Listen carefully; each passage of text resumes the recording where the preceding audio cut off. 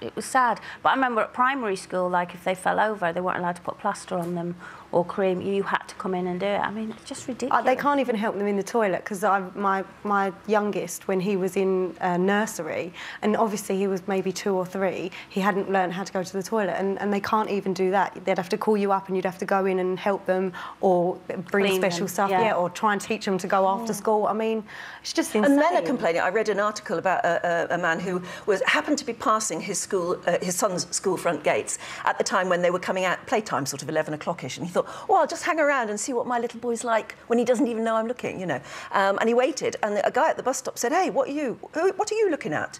And he said, no, my son's at this school. I'm just waiting to see my son. He said, yeah, like we don't believe you, op it. Yeah. And so just because he was a man and he was looking at children, he was deemed to be, well, a paedophile. Yeah. And that is very, very sad. Yeah, for dads who really do try their best. I mean, I know even with the girls' sports days, or not even sports days, they would do their PE classes in this public park in London, and you can walk past, and we would have been exactly the same, and Frank would always have been like, oh no, you stand with me, because he didn't want to be standing on his own, and he's just there to like wave at his 8-year-old.